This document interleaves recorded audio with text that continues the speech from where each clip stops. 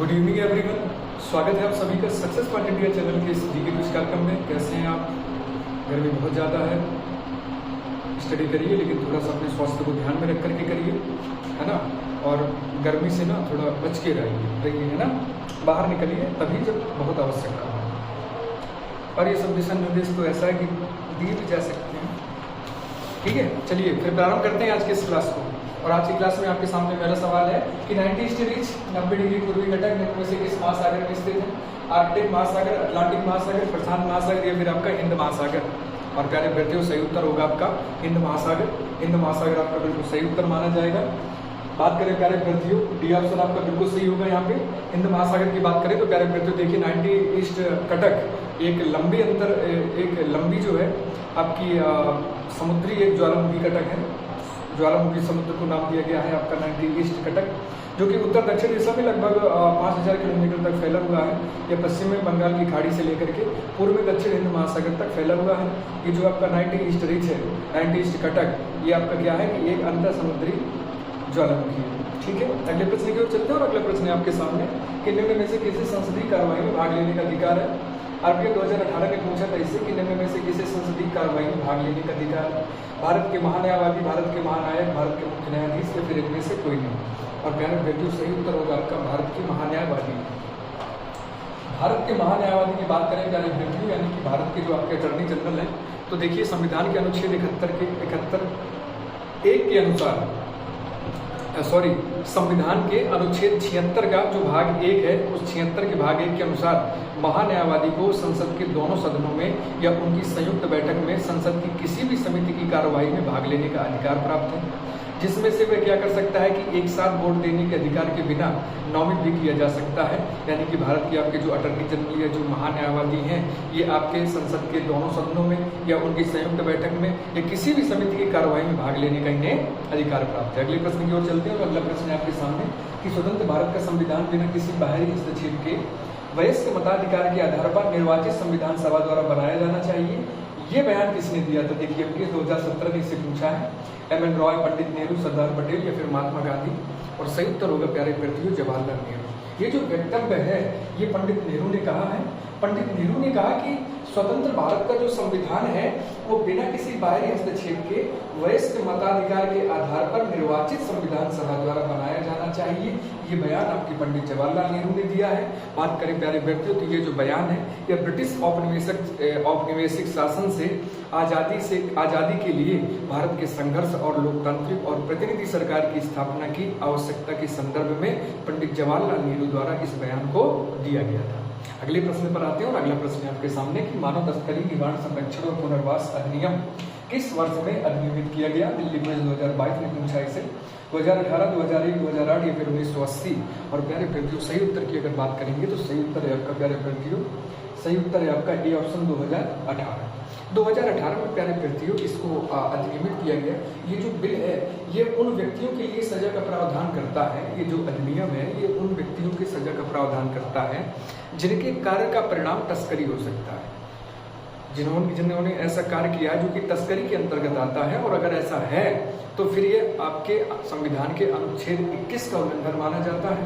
और अगर संविधान के अनुच्छेद 21 का उल्लंघन है तो इस पर वाजिब सी बात है कि न्यायपालिका अपना जो है ना निर्णय प्रस्तुत करेगी।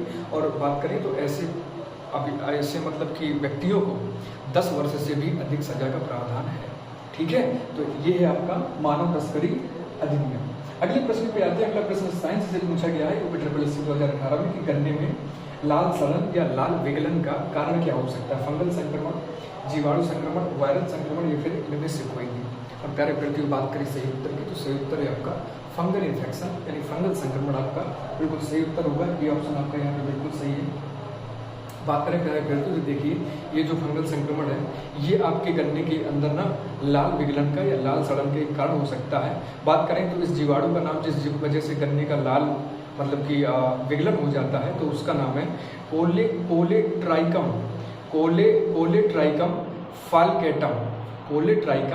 फालकैटम के द्वारा गन्ने में ये लाल रोग पाया जाता है। यह पत्ती के मुरझाने, साथ ही साथ आपके आपका जो स्टबल जो राइजोम है, स्टबल राइजोम और गन्ने के पौधे के डंठल को प्रभावित करता है।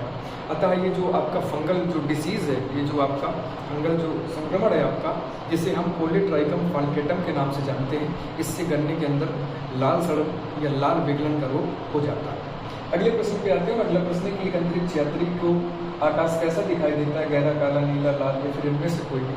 और प्यारे व्यक्तियों सही बात करें, सही आंसर की अगर बात करें तो सही उत्तर है आपका ए ऑप्शन एक बार फिर से सही होगा आपका गहरा काला यानी डार्क ब्लैक।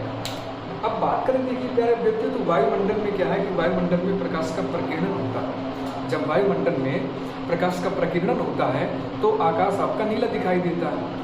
ये वायुमंडल से प्रकाश के प्रकीर्णन के कारण होता है। आपको जैसे यहाँ से आकाश नीला दिखाई देता है तो ऐसा है कि वायुमंडल में क्या है कि प्रकाश का प्रकीर्णन होता है। अब बात करेंगे प्यारे व्यक्तियों अंतरिक्ष में, तो अंतरिक्ष में वायुमंडल नहीं है। अब जब अंतरिक्ष में वायुमंडल नहीं है तो प्रकाश अपने रंगों में प्रकीर्णित नहीं हो पाता। अब जब वायुमंडल में प्रकाश प्रकीर्णित अपने अलग रंगों में प्रकीर्णित नहीं हो पाएगा तो एक अंतरिक्ष यात्री को आकाश का जो रंग है वो नीले के बजाय गहरा काला दिखाई देता है। यही कारण है कि एक अंतरिक्ष यात्री को आकाश कैसा दिखाई देता है, गहरा काला दिखाई देता है। अगले प्रश्न पर आते हैं। अगला प्रश्न आपके सामने कि अंतर्राष्ट्रीय नागरिक उड्डयन संगठन का मुख्यालय निम्न में से किस स्थान पर स्थित है। CHSL ने पूछा था ब्रुसेल्स, मॉन्ट्रियल, वियना या फिर हेग। और पहले पहले बात करें सही उत्तर की तो सही उत्तर है आपका मॉन्ट्रियल। बी ऑप्शन यहाँ पे टिक करिएगा, मॉन्ट्रियल आपका बिल्कुल सही है। मॉन्ट्रियल की बात करें तो कनाडा में है आपका मॉन्ट्रियल। बात करें पहले बेटे तो अंतर्राष्ट्रीय नागरिक उड्डयन संगठन जिसे हम ICAO के नाम से जानते हैं, इसकी स्थापना 4 अप्रैल 1947 को हुई थी। भारत भी इसका एक 193वां सदस्य के रूप में है। ये अंतर्राष्ट्रीय हवाई परिवहन के सिद्धांतों और तकनीकों में बदलाव का एक काम करता है। यानी कि इसके उद्देश्य की बात करें आपके अंतर्राष्ट्रीय नागरिक उड्डयन संगठन के उद्देश्य की, तो इस संस्थान का या इस संगठन का स्थापना का उद्देश्य था कि ये जो अंतर्राष्ट्रीय हवाई परिवहन है इनके सिद्धांतों और तकनीकों में क्या करेगा, बदलाव करेगा, परिवर्तन करेगा। अगले प्रश्न पर आते हैं। और अगला प्रश्न है कि उत्तर प्रदेश के किस जिले में किछोछा दरगाह शरीफ स्थित है। क्योंकि स्पेशल क्वेश्चन है आपका संत कबीर नगर, मिर्जापुर, अम्बेडकर नगर या फिर सुल्तानपुर। बात करें प्यारे व्यक्तियों किछोछा दरगाह की तो ये सही उत्तर है प्यारे व्यक्तियों आपका असरफुर किछोछा। यानी कि ये कहाँ है आपका, ये अम्बेडकर जिले में है, अम्बेडकर नगर जिले में आता है आपका। असरफुर किछोछा की बात करेंगे प्यारे व्यक्तियों तो ये अम्बेडकर जिले का एक शहर है। और यहाँ पे क्या है कि ये जो अकबरपुर है, अकबरपुर रेलवे स्टेशन से लगभग 25 किलोमीटर की दूरी पर स्थित है आपकी ये दरगाह शरीफ। ये प्रसिद्ध सूफी जो संत थे आपके सैयद मखदूम शाह जहांगीर असरफी, इनकी दरगाह के रूप में प्रसिद्ध है आपका किछोछा दरगाह। उत्तर प्रदेश में आपके अम्बेडकर नगर जिले में है आपकी किछोछा दरगाह, जो कि प्रसिद्ध सूफी संत सैयद मखदूम शाह जहांगीर असरफी के स्मृति में बनाया गया। अगला प्रश्न है कि पहला चंबल कटहल उत्सव उत्तर प्रदेश के किस जनपद में मनाया गया था। तो पहला जो चंबल कटहल उत्सव है ये प्यारे व्यक्तियों मनाया गया था पहला आपका इटावा। सही उत्तर प्यारे व्यक्तियों आपका इटावा जिले। बात करें प्यारे व्यक्तियों तो इटावा जिले के पचरंद क्षेत्र में आपके 18 से 20 जून के बीच में इस उत्सव का आयोजन किया गया था, वो भी सन 2022 में। 18 से लेकर के 18, 19, 20 3 दिन चला था, ये 3 दिवसीय था आपका। 2022 से मनाया गया था आपका। चंबल क्षेत्र की बात करें प्यारे व्यक्तियों तो इटावा से आपका चंबल क्षेत्र प्रारंभ हो जाता है, जो कि पचरंद क्षेत्र के लिए बहुत ज़्यादा मात्रा में मतलब प्रसिद्ध है। ठीक है, पचरंद के बारे में मैं जिक्र कर चुका हूँ कि 5 नदियों का यहाँ पे संगम है।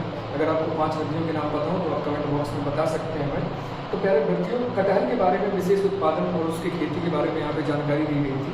ठीक है, तो इसे हम जो है तो चंबल कटहल उत्सव के नाम से जानते हैं। ठीक है, अब आते हैं करंट अफेयर में। तो हाल ही में किस राज्य सरकार ने तंबाकू उत्पादों की बिक्री, उत्पादन और वितरण पर प्रतिबंध लगा दिया। तो प्यारे व्यक्ति बात करें तो सही उत्तर होगा आपका तेलंगाना सरकार। तो प्यारे व्यक्ति देखिए तेलंगाना सरकार ने क्या किया है कि हाल ही में 24 मई 2024 से 1 वर्ष के लिए तंबाकू मिश्रित उत्पादों जैसे आपका बीड़ी है, सिगरेट है, साथ ही साथ आपका पान मसाला है, ऐसी सामग्रियों की बिक्री, वितरण और भंडारण, इन पर क्या कर दिया है कि प्रतिबंध लगा दिया गया है। सार्वजनिक स्वास्थ्य चिंताओं से प्रेरित होकर के ये जो निर्णय लिया गया तेलंगाना राज्य सरकार द्वारा, ये खाद्य सुरक्षा और मानक अधिनियम 2006 के तहत इसको लागू किया गया है। लोगों की स्वास्थ्य चिंताओं को देखते हुए तेलंगाना सरकार ने इस पर प्रतिबंध लगाया है कि तेलंगाना के अंदर तंबाकू के जो उत्पाद हैं उनकी बिक्री नहीं की जाएगी। अगला प्रश्न हाल ही में समाचारों में रही नीसी जनजाति किस राज्य का सबसे बड़ा जातीय समूह है। और प्यारे व्यक्तियों सही उत्तर की बात करेंगे। सही उत्तर है आपका अरुणाचल प्रदेश, यानी सी ऑफ सलाम का बिल्कुल सी होगा। इसके स्क्रीनशॉट लीजिएगा आपको। बात करें प्यारे विद्यार्थियों की, नीसी जनजाति आपकी सबसे ज़्यादा कहाँ पे पाई जाती है? तो नीसी जनजाति प्यारे विद्यार्थियों आपके अरुणाचल प्रदेश में पाई जाती है। हाल ही में देखिए क्या हुआ कि पर्वतारोही और जो क्रिकेटर है आपकी कयाक यानो ने क्या किया है कि माउंट एवरेस्ट पर चढ़ने वाली पहली नीसी जनजाति की महिला और अरुणाचल प्रदेश की 5वीं महिला बनकर के एक इतिहास रचा है। अरुणाचल का सबसे बड़ा जातीय समूह जो है तो नीसी मुख्य रूप से आपके असम के 8 जिलों और कुछ भागों में भी पाया जाता है। तो हम कह सकते हैं कि जो नीसी जनजाति है ये आपके अरुणाचल प्रदेश का एक सबसे बड़ा समूह बन जाता है। ठीक है, तो सही उत्तर है आपका अरुणाचल प्रदेश। प्यारे व्यक्तियों, बात करते हैं कल के प्रश्न की, और कल का प्रश्न मैंने आपसे पूछा था कि सियोम ब्रिज का उद्घाटन किस राज्य या केंद्र शासित प्रदेश में किया गया है, और सही उत्तर है आपका अरुणाचल प्रदेश। और अरुणाचल प्रदेश में सही उत्तर जिन्होंने दिया है, तो सही उत्तर देने वाले जो अभ्यर्थी हैं, नाम बोल रहा हूँ, सबसे पहला जवाब और बिल्कुल तेज और सही जवाब दिया